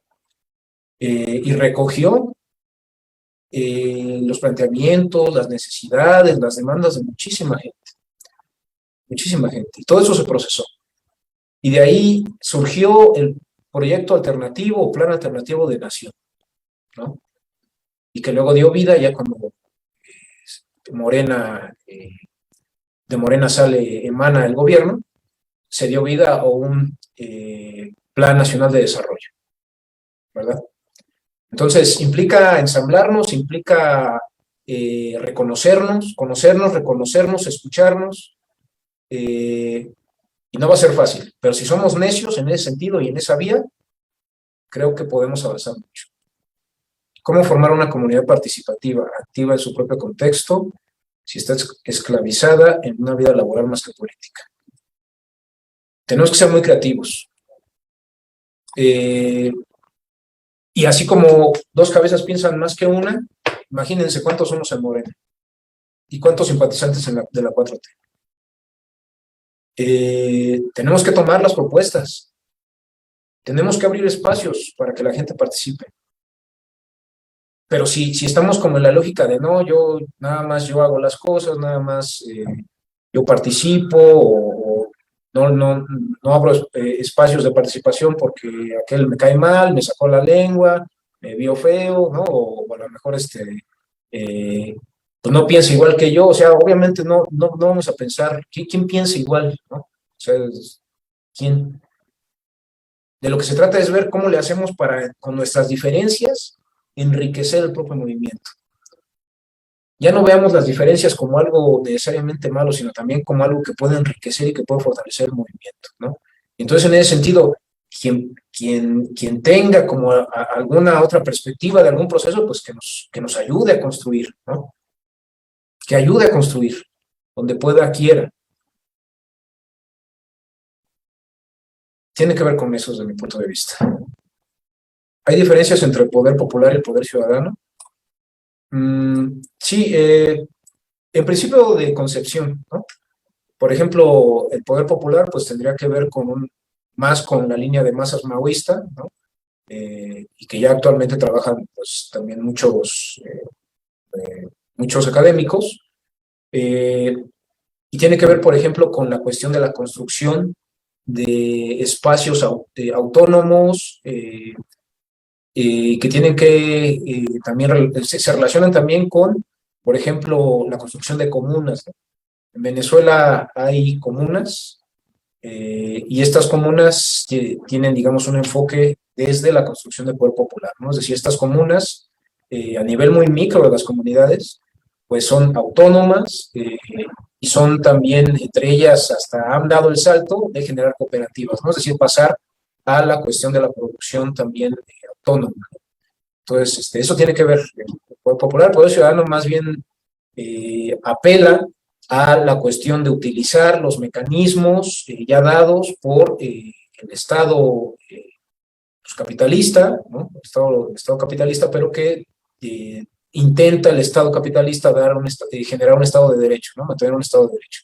Y en el Estado de Derecho, el poder ciudadano se expresaría tomando, digamos, todas aquellas herramientas que le da el propio Estado, la propia estructura legal, y las utiliza para expresar su poder, ¿no? Es decir, por ejemplo, si el Estado tiene referéndum, ¿no? La posibilidad de referéndum, plebiscito, consulta popular, pues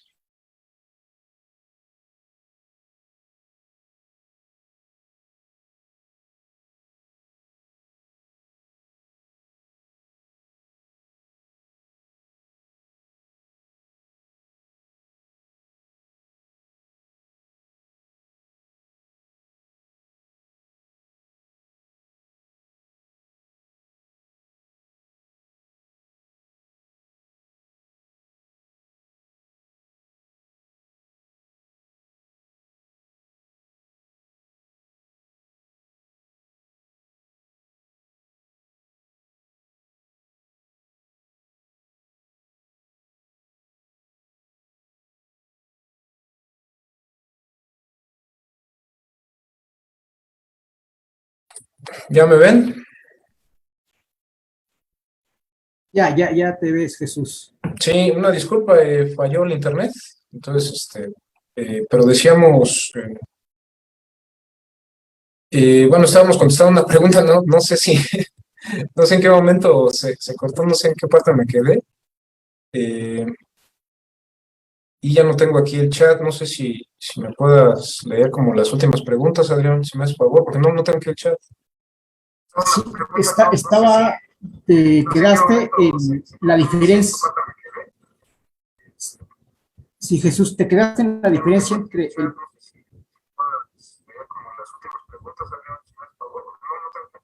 Sí, te quedaste entre la diferencia del poder popular y poder ciudadano. Ok, gracias, Adrián.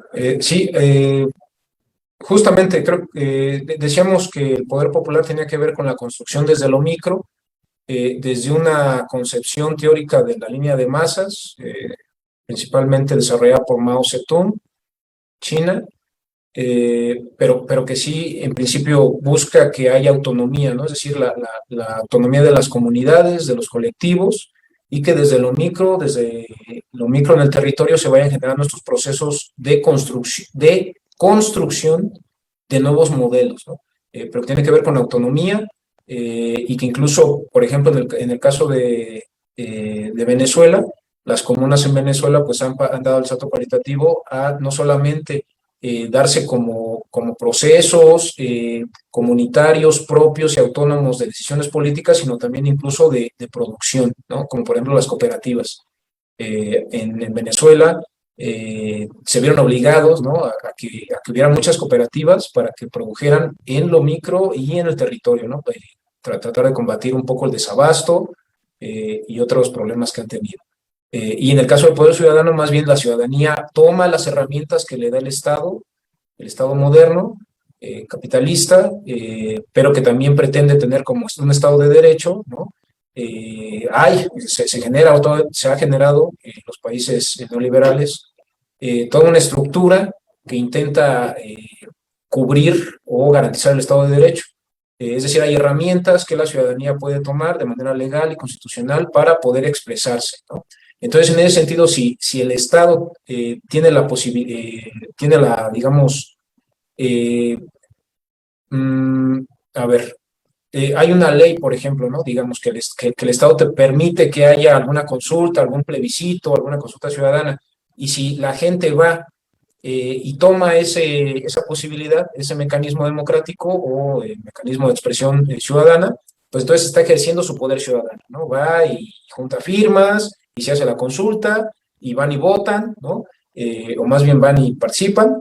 Y entonces en ese sentido ya está expresándose el poder ciudadano, ¿no? Pero el poder popular va más desde abajo, desde lo micro, y tiene que ver con la autonomía.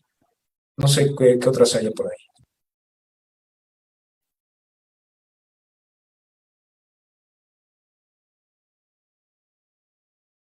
Dos preguntas más, Jesús, Sí. que es cómo se puede trabajar el consenso para que sea real y colectivo, no una simulación o una imposición disfrazada. Ese creo que sí la dije, ¿no? ¿O no? Me La parece. contestaste sí. Sí. ¿Y qué pasa cuando después de una ruptura toma el poder el ejército? ¿El ejército? Ajá. Ok. Sí, justo, ¿no? O sea, hay que ver cómo es importantísimo revisar de qué manera se está llevando a cabo el proceso de ruptura. ¿Quiénes son los actores? ¿Cuál es el bloque, ¿no? Por ejemplo, siguiendo a Gramsci, cuál es el bloque histórico que está tomando como las riendas del poder estatal, ¿no? La está tomando y la está ejerciendo. Entonces, por ejemplo, acá en América Latina, como ustedes saben, ha habido muchas ocasiones golpes de Estado, ¿no? Y se han establecido dictaduras, como por ejemplo la triste dictadura, ¿no? En Chile, con Pinochet, ¿no? A partir pues, del golpe de Estado cruento, sangriento hacia Salvador Allende. Y bueno, esa fue una experiencia, digamos, muy mala para la mayoría de los chilenos, ¿no? El establecimiento de esa dictadura. Hubo una ruptura, pero fue una ruptura, sí, violenta, ¿no?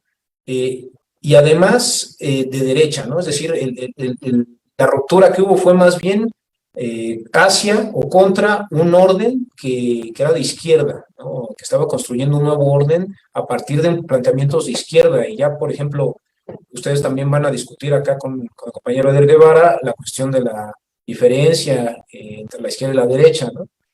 No me voy a meter mucho en eso, pero un planteamiento de izquierda y a partir de eso construir un modelo que Salvador Allende lo pensaba como una especie de socialismo chileno. Y entonces ahí la ruptura que hubo fue una ruptura antidemocrática, violenta y con orientación de derecha, ¿no? Llevada, coordinada por un bloque de, compartir la bibliografía, claro que sí, un bloque de actores, ¿no? Un bloque de actores fundamentalmente ligados o que venían del ejército y a ver, les comparto ahí está, del ejército y también una parte digamos, del empresariado, el gran empresariado chileno, y también de una parte de la clase dominante internacional, ¿no? Que tenía lazos incluso con el propio Pentágono, ¿no? Ahí Estados Unidos también tenía sus intereses y también tuvo sus piezas, ¿no? Y su juego. Entonces, más bien, en el momento de ruptura tenemos que pensar qué orientación tiene esa ruptura, cuál es el bloque dominante que la impulsa, y cuáles son como los métodos, ¿no? Si son violentos o no, etcétera. En el caso de México, la ruptura se dio de manera democrática. Esto es un movimiento pacífico, como hemos dicho. El bloque, digamos que lo encabeza, pues justamente tiene que ver con un dirigente, un líder que tiene, digamos, es incontestatable, ¿no? Su liderazgo, construido en 30, 40 años de hacer política. Y demostrando en los hechos y en su práctica política, fundamentalmente la política como servicio y la política obediencial, ¿no? Que es Andrés Manuel López Obrador. Y entonces en ese sentido también, con él como núcleo, como centro, pues otros actores, un conjunto de actores, ¿no? Desprendidos también pues, de un partido que en su momento fue muy importante, el PRD, pero también organizaciones sociales, movimientos sociales, mucha gente que se decía partidista, ¿no? Dirían los libre pensadores, que también se sumaron a este movimiento. mucha gente también rebelde de distintos colectivos y colectivas que también se fueron sumando a este movimiento. Entonces, un movimiento amplio, un movimiento de masas del pueblo, pacífico y con una orientación de izquierda, ¿va? Ajá, no sé cuál sea la última, Adrián, por favor.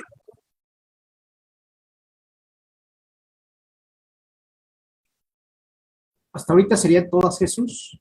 Sí, Estamos ya sobre las 10. No sé perfecto. si quieras cerrar o comentar algo más. Sí, pues nada más agradecerles muchísimo su atención.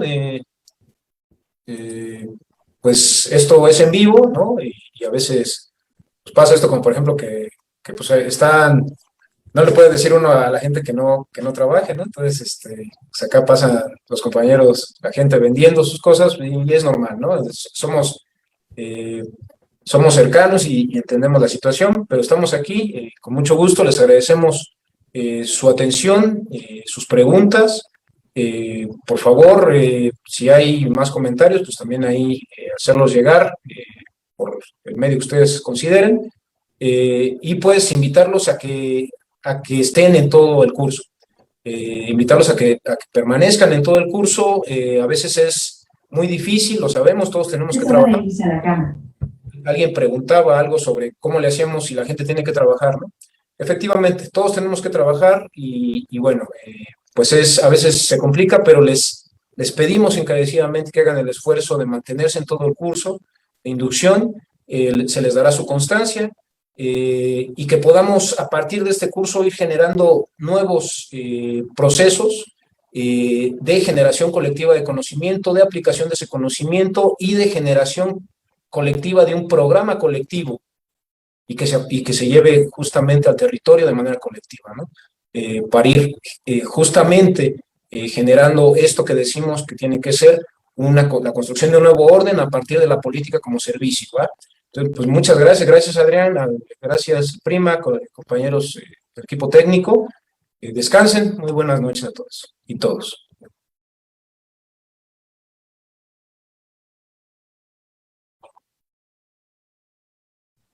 Está apagado tu micrófono, Adrián. Está apagado el micrófono, sí.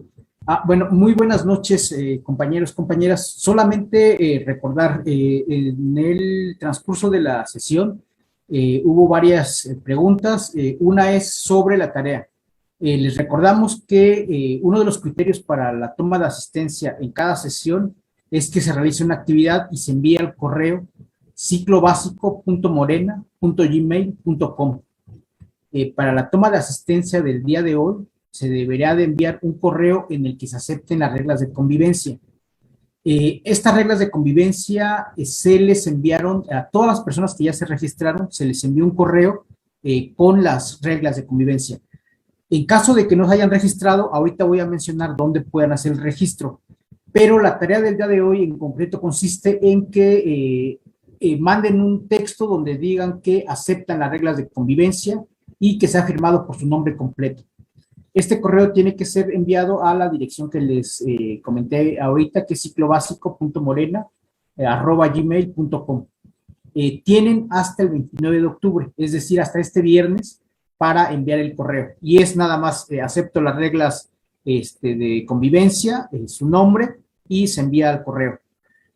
Por otro lado, les comento que para que se les pueda dar su constancia de participación, es importante que cumplan el 10% de asistencias. Las asistencias van a estar midiendo a través de estas tareas.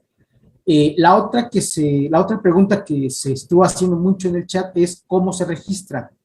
En el chat pusimos ya la dirección donde se pueden registrar. Sí, no les puedo dar ahorita la dirección porque es muy larga, pero va a estar publicada en la página del ciclo básico. Varios de ustedes ya están en la página del ciclo básico, no se han podido registrar. Ahí vamos a poner la dirección para que puedan hacer el registro. Para que puedan tener la constancia, es importante que estén registrados. Tienen todo este tiempo para poder registrarse. Entonces, sí sería importante que pudieran hacerlos. Yo, por último, les comento que esta fue la primera sesión, del ciclo básico. Continuamos el próximo sábado, La siguiente sesión va a ser el tema qué es el sistema político mexicano, y va a estar impartido por Alfonso Rodríguez Cabo. Es el próximo sábado 30 de 10 a 12. La dirección para acceder es a través de este mismo canal de Facebook, Ciclo Básico. Por nuestra parte sería todo. Agradecemos mucho su asistencia, le agradecemos mucho al doctor Jesús su participación, y como él comentó, pues es importante seguir en este proceso de formación. Es importante ir construyendo este pensamiento crítico y insertarnos más en toda la vida interna de Morena, ¿no? Morena se construye a partir de la participación de toda la militancia. Nosotros somos la militancia y es importante que llevemos a cabo todo este proceso. Muchas gracias por su participación. Nos vemos el próximo sábado a las 10. Gracias.